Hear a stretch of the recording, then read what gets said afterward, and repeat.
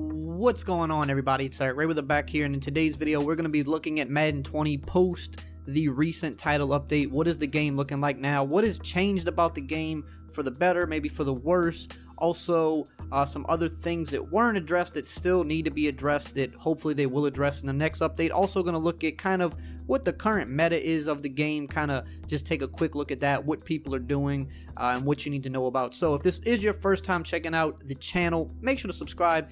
Click the bell icon if you want to stay up to date on all the latest Madden news and tips so that you don't miss any of the videos. So let's get into it. So finally was able to kind of test the game out the past couple days after the update / patch came out on Monday. So one of the things that they mentioned in it was that they updated the running animation for scrambling quarterbacks, which I thought was interesting because it's especially for the last 2 years since they introduced real player motion specifically.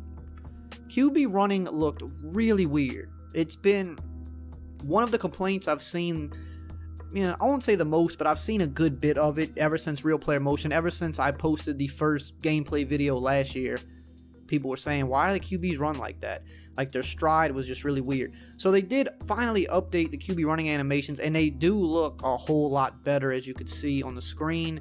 Definitely looks a lot more realistic. Before, they were running with like these huge strides, and it kind of looked goofy, to be honest with you. Kind of just how running in general looked kind of off just all of last year with real player motion. Now this year, running as a whole definitely got a lot better with real player motion 2.0, and also just certain players having their running styles. They didn't add a whole bunch, but guys like Alvin Kamara, for example, looks really good when he runs because it's his actual running style and, motion capture or whatever. But now, like I said, they finally got the QBs, so no longer will guys like Lamar Jackson, Kyler Murray, if you're playing Ultimate Team, guys like Michael Vick or whoever, no longer are they going to run all weird anymore. It actually looks good now. Another thing that they addressed, it kind of goes not hand in hand with this, but it's kind of part of it, I guess you could say, is they said that they fixed the QB draw, which was definitely one of the more annoying metas in the game. Not as annoying as the QB blast meta out of the heavy panther formation, but the QB draw out of like gun empty bunch or like bunch quads, or even if you did it out of like a regular 5 wide at times, it could still be pretty decent. The reason it was so annoying is because it was always, it still, can be good, but it was really tough to defend before because zone defenders specifically would not pursue the QB while he's running the ball. They wouldn't pursue him until he was already past the line of scrimmage.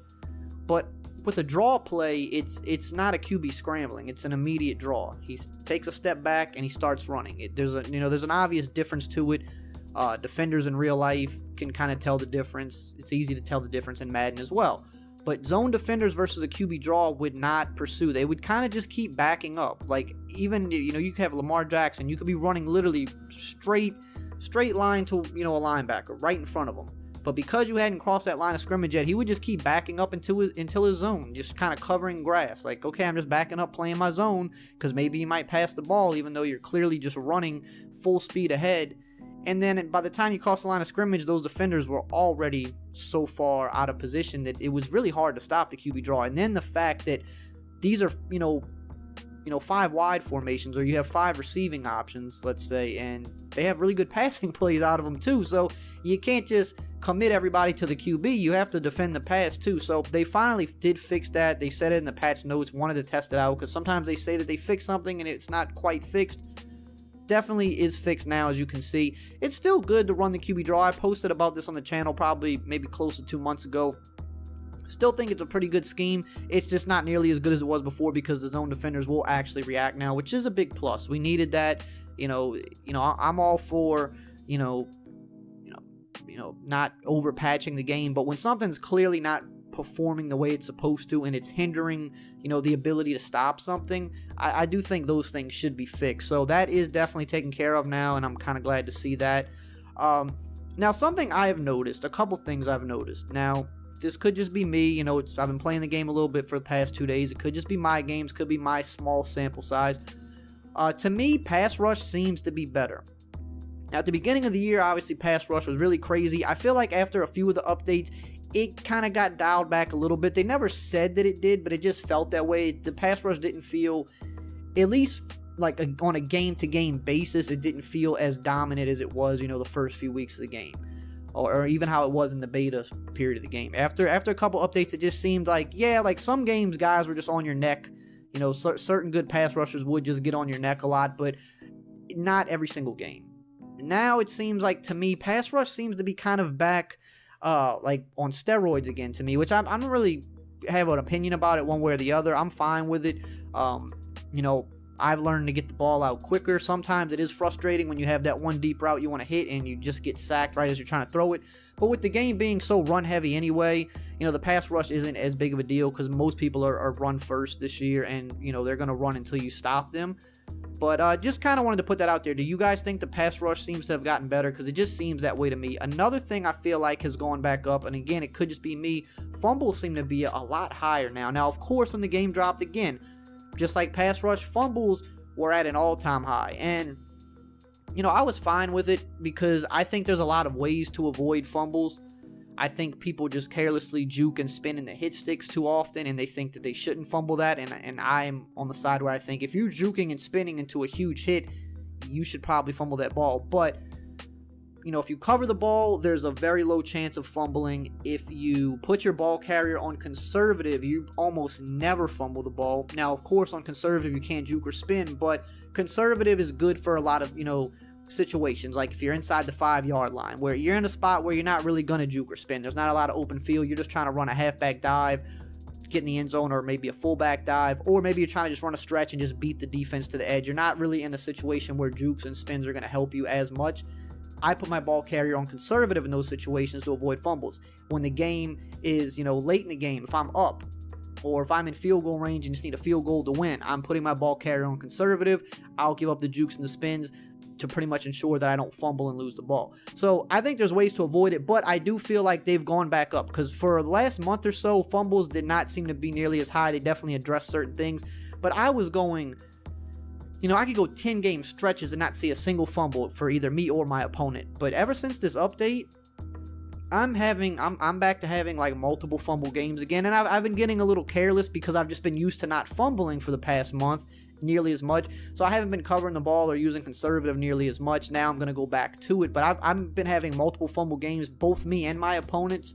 I've also seen a lot of other people in the community talk about, man, I just had like 7 fumbles in this game, or like, man, I had 5 fumbles this game. And I feel like for the past month to maybe 6 weeks, we really weren't seeing that as much. So again, are you guys seeing more fumbles since this update Monday? We'd definitely like to know below. As far as some other things with the game, just wanted to kind of put this out there for people that are interested that might not know about it.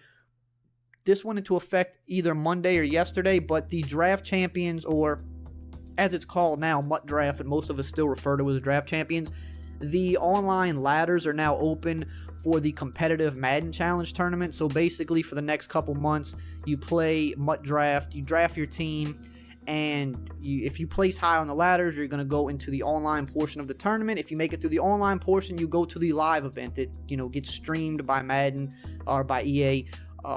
And I think Draft Champions is one of the better tournaments in the sense that it's the most accessible online tournament, meaning that the other online tournaments are salary cap, which means you have to build your team, which means you have to buy these players. You need, 1 million, 2 million coins in Ultimate Team to kind of build the proper salary cap lineup that you want.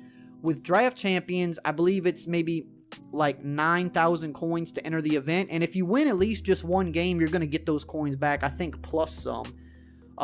And it's really easy to win one game. You draft your team, you play 6 games. If you win all 6, then you won that round or whatever, and then you redraft your team. If you lose a game at any point in those 6 games, you lose, you go redraft your team. But the more wins you get, the more coins and rewards you get back. But as long as you win one each time, you're going to get coins back. And even if you lose, I believe even if you lose, you still get like 3,000 coins. So you still don't lose everything every single time. So it is really accessible in that you don't need a MUT team. You don't need 1 million coins to compete. I mean, if you've played MUT even just a little this year, grinded some solo challenges, and you got like 50,000 coins, right, or something like that, you should be good to play MUT Draft for the entire time that the boards are open, because you're going to win games, you're going to make more coins back, so you're not really going to be losing a lot. And if you are interested in competing, I do think that this is the most accessible tournament out there in terms of, like I said, not needing money. And they also, I think this is new because I'm hearing a lot of people talk about it. I don't know if this was there previously because I don't usually play this mode too often, but you can actually redraft your team if you don't like it now. Now, you do lose out on some coins when you do that.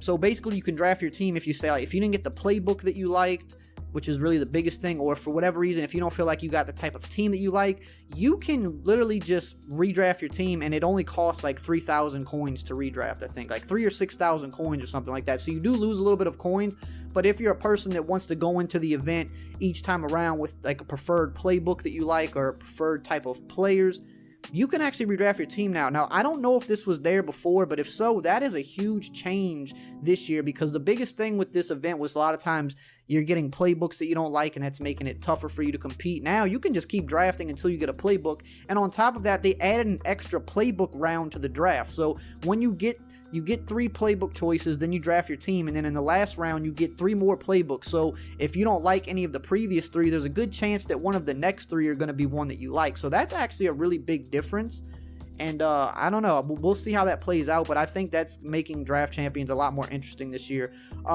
In terms of some other things that still haven't been fixed with the game, I'm going to keep talking about it. I think Escape Artist is still the most broken part of the game right now, the most broken thing in the game that's intentionally there.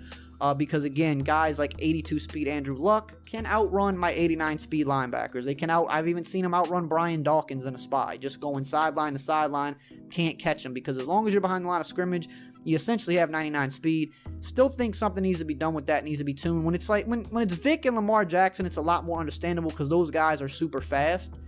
You know, they're in the 90 speed. But when you got guys like Andrew Luck and Steve Young who are 82 speed guys, and they can still outrun guys that are way faster than them, still think that's an issue. I think that there needs to be some tuning with that. They've tuned so many other things in the game. For some reason, they won't touch this.